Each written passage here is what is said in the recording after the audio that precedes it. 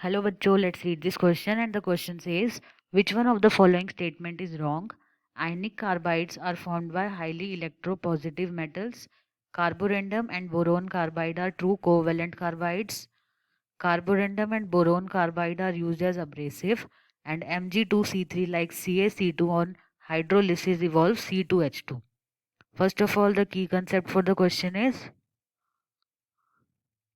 Carbides. Carbides कौन से होते हैं? कार्बाइड्स ऐसे कंपाउंड्स होते हैं जो कि कार्बन एंड मेटल्स या फिर सेमी मेटेलिक एलिमेंट से मिलकर बनते हैं, जिनमें बेसिकली कार्बाइड आयन एग्जिस्ट करता है, जो कि होता है कार्बन का एक एनायन C2 ये बेसिक यूनिट होगी हमारे कार्बाइड्स की. डिपेंडिंग ऑन किसके साथ हमारा कार्बाइड आयन जुड़ा हुआ है, यानी कि मेटल सेमी मेटल किसके साथ, हमारे टाइप्स ऑफ कार्बाइड्स होते हैं जो कि हम देखेंगे. Ionic carbides, covalent carbides, interstitial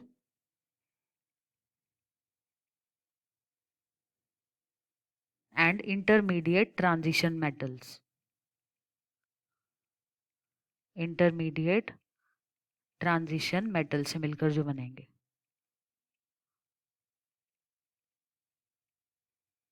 सबसे पहले आयनिक कार्बाइड्स जो होते हैं वो हाईली इलेक्ट्रोपॉजिटिव मेटल से मिलकर बनते हैं.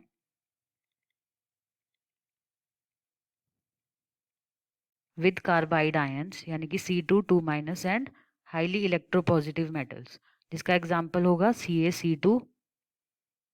देन कोवेलेंट होते हैं जो लेस इलेक्ट्रोपॉजिटिव एलिमेंट से मिलकर बनेंगे. एंड कार्बाइड आयन, जिनका मोस्ट इंपॉर्टेंट एग्जांपल होता है silicon carbide and boron carbide.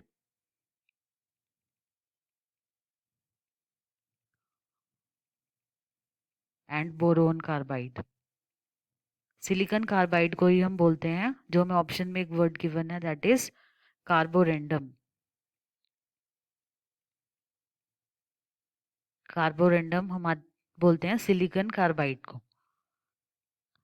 Then interstitial carbides होते हैं हमारे जो लार्ज ट्रांजिशन मेटल से मिलकर बनेंगे.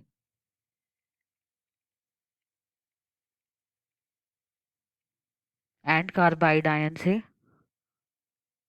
एंड इंटरमीडिएट ट्रांजिशन मेटल्स होते हैं जो ट्रांजिशन मेटल से मिलकर बनते हैं with carbide ion. Means transition metal से ही मिलकर बनेंगे ये कार्बाइड आयंस को मिलाकर हमारे पास फॉर्म होंगे इंटरमीडिएट ट्रांजिशन मेटल कार्बाइड्स. तो ये हमारे बेसिक डिफरेंसेस थे.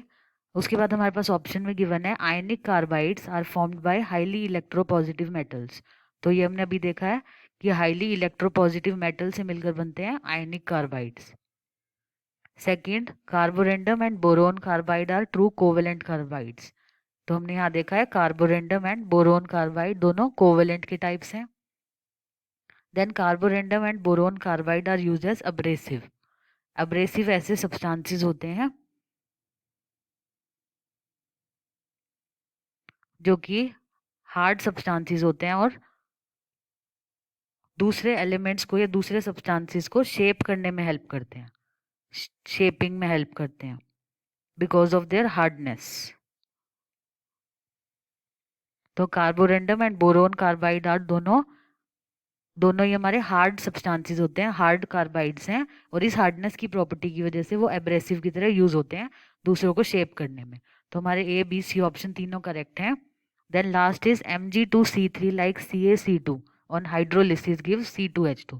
इसके लिए हम रिएक्शन लिखेंगे Mg2C3 जो कि मैग्नीशियम कार्बाइड है, वो हाइड्रोलिसिस पर यानी कि वाटर के साथ रिएक्शन करने पर फॉर्म करता है propyne CH3C triple bond CH plus magnesium hydroxide. Reaction को बैलेंस कर सकते हैं हम Mg2C3 plus 4H2O forming propyne and 2 moles of magnesium hydroxide. तो यहाँ पर फॉर्म हुआ है हमारे पास प्रोपाइन एंड CaC2 जो कि कैल्शियम कार्बाइड है, वो हाइड्रोलिसिस पर हमें देता है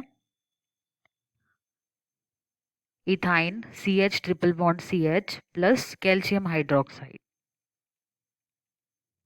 रिएक्शन को बैलेंस करेंगे हम यहाँ पर CaC2 plus 2H2O forming ethyne and calcium hydroxide. तो हम यहाँ पर देख सकते हैं कि मैग्नीशियम कार्बाइड हमें देता है प्रोपाइन एंड कैल्शियम कार्बाइड हमें देता है इथाइन। तो यहाँ पर हमें गिवन है कि Mg2C3 like CaC2 give C2H2। तो CaC2 से तो हमें मिलता है इथाइन, बट Mg2C3 से हमें प्रोपाइन मिलता है। तो हमारा रॉन्ग स्टेटमेंट होगी option number D. I hope आप सबको समझ में आया होगा। All the best.